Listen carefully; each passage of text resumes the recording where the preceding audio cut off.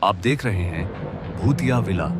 दोस्तों, अगर आप चैनल पर नए हैं तो चैनल को सब्सक्राइब जरूर कर लें और साथ ही वीडियो को लाइक करके नीचे कमेंट बॉक्स में अपनी राय जरूर दें ताकि हम आपके लिए ऐसी ही भूतिया घटना और ला सके। तो चलिए बढ़ते हैं आज की कहानी की ओर। दोस्तों, यह तब की बात है जब मैं अपने साथी विनोद के साथ एक कंस्ट्रक्शन साइट पर काम कर रहा था। कंस्ट्रक्शन साइट काफी दूर थी, जिस वजह से कंपनी हम मजदूरों को किसी भेड़ बकरियों की तरह ट्रक में लोड करके कंस्ट्रक्शन साइट तक छोड़कर आती और सूरज डूबने से पहले सबको उसी तरह वापस कैंप में ले आती। मगर हमें भी अपना पेट पालना था, तो हम उनके खिलाफ बोल भी क्या सकते थे। खैर, शुरुआती दिनों में हमें यह पता नहीं था कि आखिर कंपनी किस चीज का निर्माण कर रही है। मगर जब कंस्ट्रक्शन का काम खत्म हुआ तो पता चला कि यहाँ किसी तरह के कारखाने का निर्माण हो रहा है। मगर किस चीज का कारखाना, यह अभी तक साफ नहीं हो पाया था। लेकिन एक अजीब बात मैंने नोटिस की थी, और वह यह थी कि सभी मजदूरों को सूरज ढलने से पहले वहां से ट्रक के जरिए रवाना कर दिया जाता। कंपनी की तरफ से मजदूरों को सख्त हिदायत थी कि हर किसी को हॉर्न बजते ही काम छोड़कर ट्रक में जाकर बैठ जाना है। एक दिन मौसम काफी खराब था। लगातार बारिश और तेज हवाओं ने मुसीबतें बढ़ाई हुई थी। जैसे तैसे शाम होने के साथ कंपनी का हॉर्न बजा और हम सारे मजदूर हमेशा की तरह ट्रक में आकर चुपचाप बैठ गए। फिर जब कंपनी का ट्रक हमें कैंप पर छोड़ा तो हमें पता चला कि कुछ लोग साइट से नहीं लौटे हैं। उस वक्त खराब मौसम के चलते हम कुछ कर तो नहीं पाए, मगर जब अगली सुबह हम लोग साइट पर पहुंचे तो वहां कोई भी नहीं था। बाद में हमें बताया गया कि वह लोग काम छोड़कर अपने अपने घर लौट गए हैं। लेकिन मुझे कंपनी वालों की बात पर विश्वास तो नहीं हुआ था, और उसी शाम जब कंपनी का हॉर्न बजा तो मैं तो ट्रक में आकर बैठ गया, और धीरे धीरे बाकी के मजदूर भी ट्रक में आकर बैठ गए। परंतु विनोद अभी तक नहीं आया था, और इसी बीच ट्रक भी चल पड़ा, जिसे देखकर मैंने और बाकी के मजदूरों ने ट्रक वाले ड्राइवर को ट्रक रोकने को कहा। मगर ड्राइवर, जिसका नाम इक्का था, उसने हमारी एक ना सुनी। फिर जब हम कैंप पहुंचे तो इक्का से बहुत बहस हो गई, मगर इक्का सिर्फ इतना बोलकर चला गया कि जैसा उसे ऊपर से ऑर्डर मिला है वह वैसा ही करेगा। साथ ही अब धीरे धीरे शाम से रात हो गई थी, मगर विनोद का कोई पता नहीं था। वो हमारा साथी था, जिस कारण मुझे उसकी काफी चिंता हो रही थी, जिस वजह से मैं रात भर सो नहीं पाया। फिर जब सुबह ट्रक हमें लेने आया तो मैंने गुस्से से कहा, अगर मुझे कंस्ट्रक्शन साइट पर हमारा साथी विनोद नहीं मिला तो तेरी खबर नहीं। यह बोलकर मैं बाकी मजदूरों के साथ ट्रक में बैठ गया, और फिर जब मैं साइट पर पहुंचा तो मैं सबसे पहले विनोद को खोजने में लग गया। काफी ढूंढने के बाद भी विनोद कहीं नहीं मिला। इस बीच कंपनी का एक बड़ा अफसर मेरे पास आया और मुझसे बोला, विनोद घर चला गया है। इस पर मैंने उस अफसर से कहा, तुम झूठ बोल रहे हो, ऐसे बीच में ही विनोद घर क्यों जाएगा भला? मेरे को चीखता चिल्लाता देख उस अफसर ने मुझे वहीं एक गोदाम के अंदर बंद करवा दिया, ताकि मैं दूसरे मजदूरों को ना भड़का सकूं। हालांकि मैं लगातार चीखता चिल्लाता रहा, मगर गोदाम का दरवाजा किसी ने नहीं खोला। फिर जब शाम होने पर कंपनी का हॉर्न बजा तो मुझे लगा कि अब तो कोई ना कोई दरवाजा खोलने जरूर जाएगा, मगर कोई आया तो नहीं। लेकिन उस ट्रक की आवाज जरूर सुनाई दी, जिससे मुझे अंदाजा हो गया था कि ट्रक मजदूरों को लेकर कैंप के लिए निकल गया है।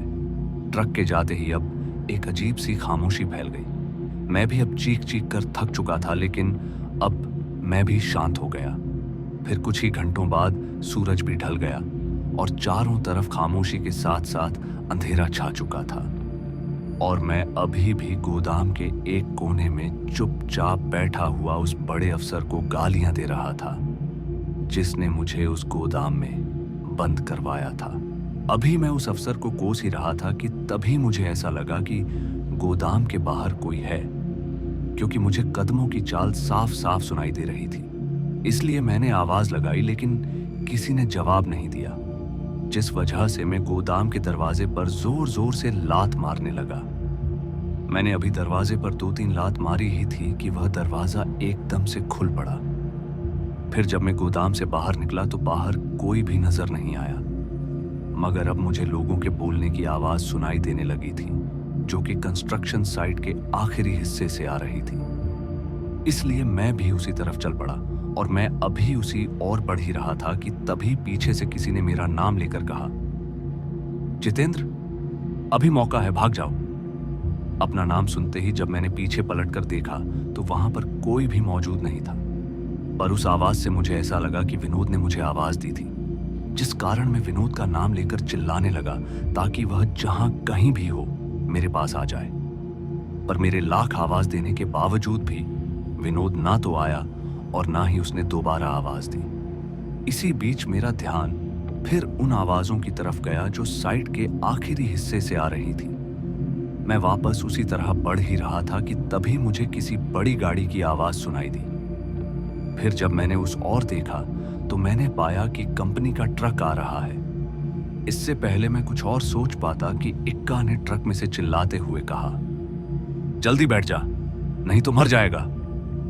उसके इतना कहते ही मैं भी ट्रक की तरफ भागा और जल्दी से ट्रक में जाकर बैठ गया। इक्का ने मेरे बैठते ही ट्रक को तेज स्पीड में वहां से निकाला। इक्का का चेहरा देखकर यह तो साफ हो गया था कि वह काफी डरा हुआ है, मगर किससे और क्यों यह जानना बाकी था। इससे पहले कि मैं कुछ पूछता कि इक्का बोला, तुम क्या अपने दोस्त की तरह मरना चाहते हो, जो सूरज डूबने के बाद भी यहां रुके हुए थे, और तुम्हारे चक्कर में मुझे भी अपनी जान जोखिम में डालनी पड़ी। इस पर मैंने उसे बीच में टोकते हुए पूछा, क्या कहा तुमने, विनोद मर गया? मगर अफसर तो कह रहा था कि वह गांव चला गया है। इस पर इक्का ने चौंकते हुए कहा, इस साइट पर आज तक जो भी सूरज ढलने के बाद रुका वह कभी नहीं लौटा, और इसका राज छुपा है साइट के आखिरी हिस्से में, जहां हर किसी का जाना मना है। अभी इक्का ने इतना कह ही था कि किसी ने बड़ी ही भारी आवाज में मुझसे कहा, जल्दी निकलो, वो आने ही वाला है। इक्का ये सुनते ही ट्रक की स्पीड बढ़ाते हुए बोला। यह आवाज मेरे दोस्त शंभू की थी, जो मेरे साथ यहां पर आया था, और एक रात वह गलती से कंस्ट्रक्शन साइट पर किसी वजह से फंस गया।